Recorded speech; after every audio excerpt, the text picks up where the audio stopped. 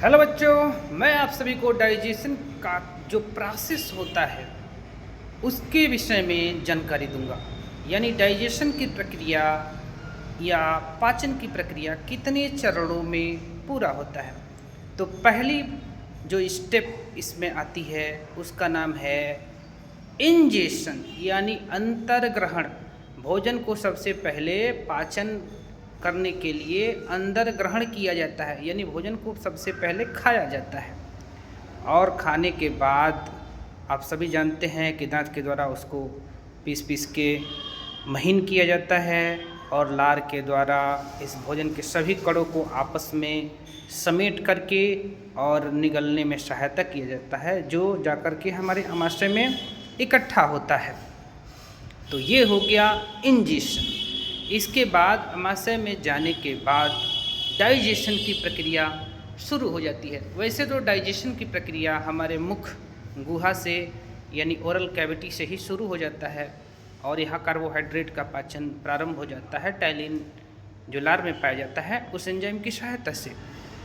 तो पहला स्टेप हो गया इंजेशन, दूसरा स्टेप हो गया डाइजेशन और तीसरा स्टेप हो जाएगा पाचन के बाद पचे हुए भोज्य पदार्थ को रक्त में मिला लेने की प्रक्रिया। इसको कहते हैं अवशोषण या एब्जॉर्प्शन। एब्जॉर्प्शन के बाद ये पचा हुआ भोजन एक जगह तो रहता नहीं, ये पूरे शरीर में फैलाया जाता है रक्त के माध्यम से और इसी क्रिया को कहते हैं एसिमिलेशन या स्वांगीकरण। इसके बाद अगला स्टेप जो आता है वो होता है ईजेशन या बहिर्क्षेपण। बहिर्क्षेपण में डाइजेशन के बाद शरीर में कुछ अपशिष्ट पदार्थ बनते हैं, बेकार पदार्थ बनते हैं, जिनको वर्ज्य पदार्थ या एक्सक्रीटरी मटेरियल कहते हैं। इनको शरीर से बाहर मल के रूप में या मूत्र के रूप में शरीर के द्वारा जो इस तरह के उत्सर्जन करने वाले अंग हैं उनके द्वारा शरीर से बाहर इनको कर दिया जाता है और ये क्रिया कहलाता है बहिर्क्षेपण या ईजेशन। तो डाइजेशन की कितने चरण हो गए डाइजेशन के, इसको हम एक बार और रिपीट कर लेते हैं।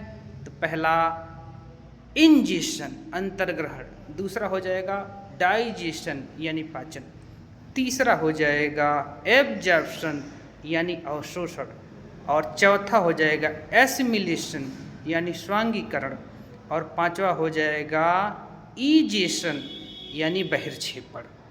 तो इंजेशन में भोजन अंदर ग्रहण किया जाता है, डाइजेशन में भोजन के भीतर उपस्थित आवश्यक तत्वों का पाचन किया जाता है और तीसरा है ये एब्जॉर्प्शन यानी अवशोषण। अवशोषण में भोजन पचने के बाद जो आवश्यक तत्व होते हैं उनको रक्त में अवशोषित कर लिया जाता है, इसी को अवशोषण कहते हैं। और ये जब रक्त में अवशोषित हो जाता है तो इस फूड मटेरियल को शरीर के विभिन्न अंगों तक डिस्ट्रीब्यूट किया जाता है, भेजा जाता है, फैला दिया जाता है। इसको स्वांगीकरण या एसिमिलेशन कहते हैं।